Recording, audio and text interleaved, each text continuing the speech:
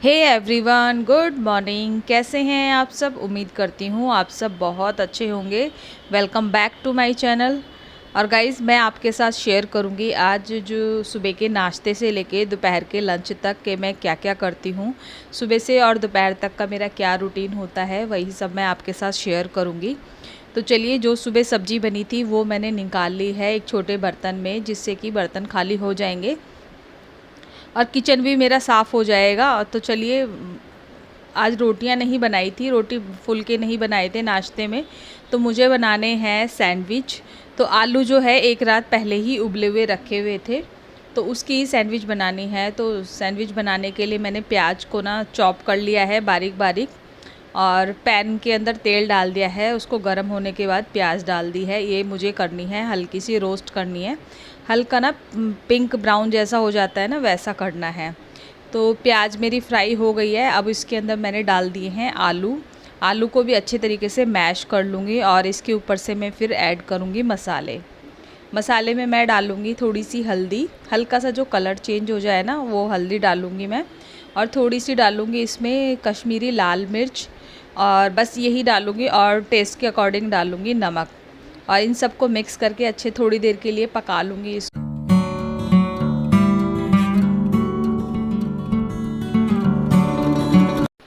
जो ये पेस्ट है ना, ये बन चुका है, लेकिन इसको अभी मुझे थोड़ी देर के लिए ठंडा करना है। जब तक ये ठंडा होगा मैं कर लेती हूँ बाकी की तैयारी। दो ली है मैंने ब्रेड, और पेस्ट भी ठंडा हो चुका था, मतलब नॉर्मल हो गया था, ठंडा बिल्कुल ही ठंडा नहीं हुआ था, नॉर्मल हो गया था। तो ब्रेड के ऊपर मैंने इसको लगा लिया है, इवन तरीके से लगा लिया है कि ये अच्छे तरीके से चारों तरफ लग जाए, क्योंकि मुझे एक सिंगल ब्रेड पे ही लगाना है। और इसके ऊपर से मैंने फिर रख दी है दूसरी वाली ब्रेड। इसी तरीके से जो दूसरी ब्रेड है उसके ऊपर भी मुझे इसको लगाना है, क्योंकि आज इसको मैं टोस्टर में नहीं बनाऊंगी, मैं बनाऊंगी तवे के ऊपर, क्योंकि मुझे तवे वाली जो सैंडविच होती है ना वो ज़्यादा अच्छी लगती है।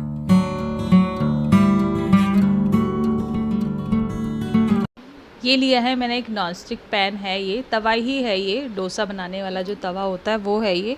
और इसके ऊपर मैंने पहले लगा लिया है घी, लगा लिया है, थोड़ा थोड़ा सा ही घी लगाया है। और उसके बाद इसको जो ब्रेड है ना ये रख दी है, अच्छी तरीके से इसको फैला दिया है, क्योंकि घी जो है ना साइडों में चला जाता है, तो वो साइडों में ना जा कर के ब्रेड के अंदर लग जाए। तो गाइज़ ये देखिए, इसका ना इतना अच्छा कलर आया था, काफ़ी अच्छा आया था। और ये क्रिस्पी क्रिस्पी बनती है ना, सॉफ्ट भी होती है और क्रिस्पी भी बनती है, तो काफ़ी अच्छा टेस्ट लगता है इसका।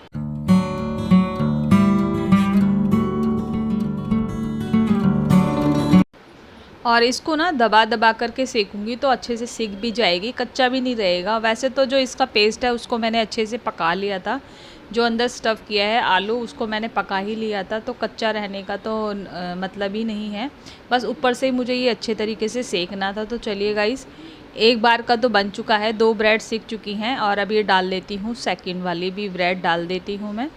सारी ब्रेड बनके हो गई हैं तैयार, और इनको मुझे कुछ इस तरीके से काटना है, जैसे ट्रायंगल शेप में काटना है। और काफ़ी क्रिस्पी बनी थी, क्योंकि जैसे ही मैं चाकू चला रही थी ना तो आवाज़ आ रही थी, कुरकुरी जैसे आवाज़ आती है वह उसी तरीके की आवाज़ आ रही थी। तो इस कर लिया है सर्व, और इसको हम इंजॉय करेंगे अपनी सॉस के साथ। और ये बना ली है मैंने चाय, चाय भी मेरी बनी चुकी है। तो चलिए गाइस, नाश्ता करने के बाद फिर मैंने किचन की क्लीनिंग की, उसके बाद अपने पूरे घर में पोछा लगाया, और उसके बाद अब मैं सीधा आपसे मिल रही हूँ कपड़े धोने बाथरूम से कपड़े धोने हैं मुझे। और ये कपड़े ना मैं मशीन में नहीं धो सकती हूँ, जैसे कि मैंने आपको पहले भी बताया है। और एक रात मैंने पहले ही भिगो करके रख दिए थे, जैसे ही हस्बैंड आए थे ना, तो जो तीसरी वाली शर्ट है वो भी भिगो करके रख दी थी, क्योंकि दो ही थी। एक दिन पहले मैंने कपड़े नहीं धोए थे, इसलिए ज़्यादा हो गई थी। तो वाइट शर्ट ना डेली डेली तो नहीं धोती हूँ मैं, और कभी कभी जैसे जैसे मौका मिलता है ना वैसे कर लेती हूँ। ये नहीं है कि मतलब कभी कभी सिंगल भी धो लेती हूँ, लेकिन आज 3 शर्ट हो गई थी तो उनको ही इकट्ठा धो लिया है। और थोड़ी देर अगर मतलब अगर रात को नहीं भिगोती हूँ तो मैं फिर सुबह भिगो देती हूँ, जिससे ना मैल जो होता है वो आसानी से निकल जाता है। और वाइट कपड़ा तो आप सब जानते हैं किस तरीके से मतलब ज़िद्दी हो जाता है, अगर कोई भी निशान उसमें दाग लग जाए ना तो बहुत ज़्यादा मुश्किल से जाता है। और ये समझ लो मैं पूरे घर के कपड़े धो रही हूँ और ये शर्ट धो रही हूँ ना, एक बराबर हो जाती है, तो वाइट शर्ट बहुत मुश्किल हो जाता है धोना। तो मैं उसके लिए ना आला यूज़ करती हूँ, जो वाइटनर जो आता है आला, उसका ही यूज़ करती हूँ मैं।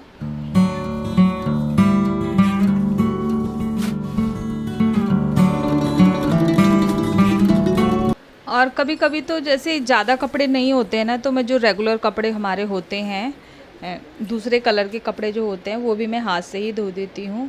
तो चलिए गाइस, कपड़े मेरे धुल चुके हैं, अब इनको निकाल लेती हूँ फटाफट से पानी में, क्योंकि फिर मुझे सुखाना भी है इनको। नहीं तो आजकल ना मौसम ऐसा ही हो रहा है, कब बारिश आ रही है पता ही नहीं चल रहा है। अभी तक वैसे इस टाइम तक ना बारिशें बंद हो जाती हैं, लेकिन आजकल जो है बारिश का पता ही नहीं है।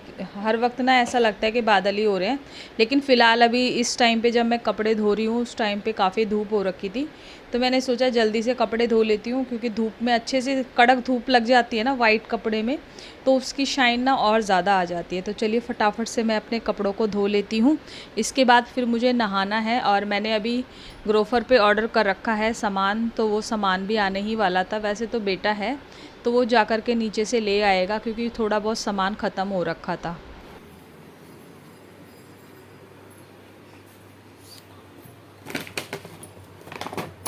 चावल मंगाए थे 5 किलो, और ये सोयाबीन,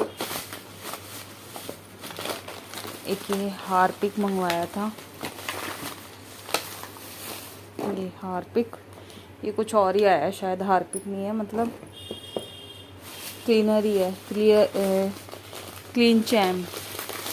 और 250 ग्राम मंगाई थी चाय पत्ती, एक फॉर्चून, और ये एक तेल, क्योंकि और अभी रखा हुआ है। तो ये चाय पत्ती ख़त्म होने वाली थी, और सोयाबीन भी ख़त्म हो गई थी, चावल भी ख़त्म हो गए थे। और ये मंगाया था आटा, क्योंकि इस महीने राशन नहीं आएगा, तो थोड़ा सा सामान मंगा लिया था, और कुछ छोटा मोटा सामान मंगाया था जो खोल लिया था। गाइस, ये मैंने ना तीनों भिगो करके रख दिए थे। इसके अंदर मैंने डाला था विनेगर डाला था, और जो इनो आता है ना वो डाल दिया था, और इसको कम से कम मैंने 2 घंटे के लिए सोक करके रख दिया था इसी के अंदर। और एक ये है, इधर है, उसे मैं क्लीन कर रही थी।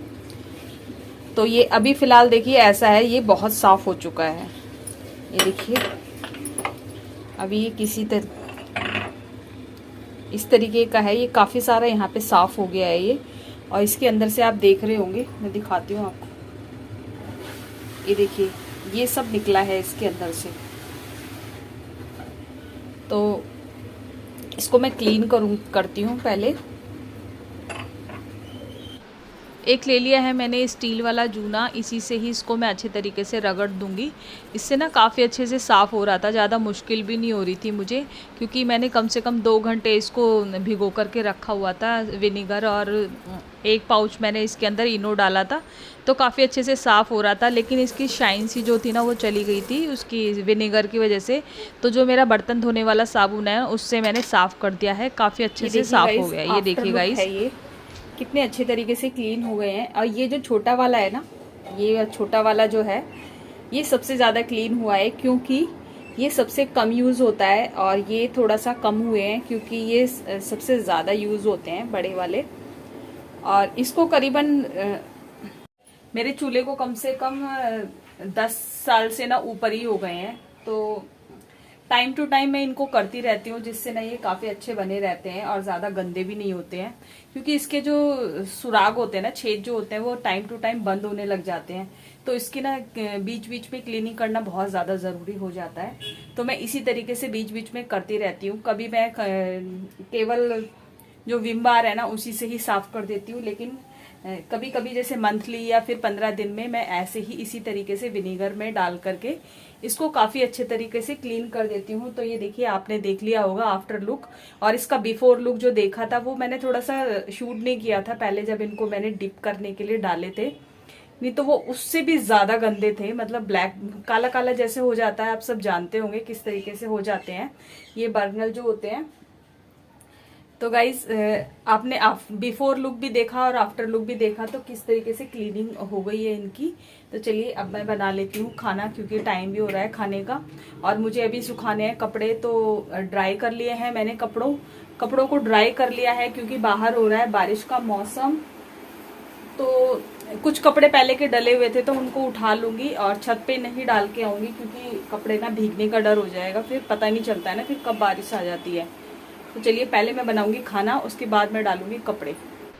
अभी जब मैं कपड़े धो रही थी तब काफ़ी धूप निकली हुई थी, लेकिन अब एकदम ना बारिश का मौसम हो गया है, तो मैं ये जो मेरे कपड़े पहले के डले हुए थे इनको उठा लिया है मैंने। और पहले मैं बना लेती हूँ खाना। तो खाना मैंने रोटियाँ मैंने बना ली थी और मुझे लगानी थी तड़के में, मतलब रायते में तड़का लगाना था। तो तेल के अंदर मैंने डाल दिया है ज़ीरा और थोड़ी सी डाल दी है लाल मिर्च। तो अब इसी से ही मैं तड़का लगाऊंगी।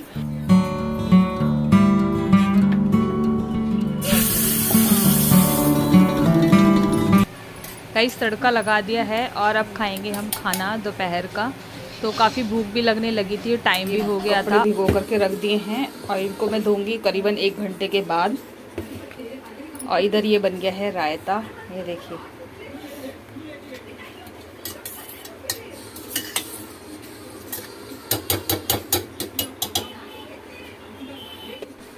छोटे छोटे ग्लास हैं, इसी के अंदर निकाल लेती हूँ क्योंकि इतना ही काफ़ी हो जाता है, और बच जाती है तो जो जिसे एक्स्ट्रा चाहिए वो ले लेगा।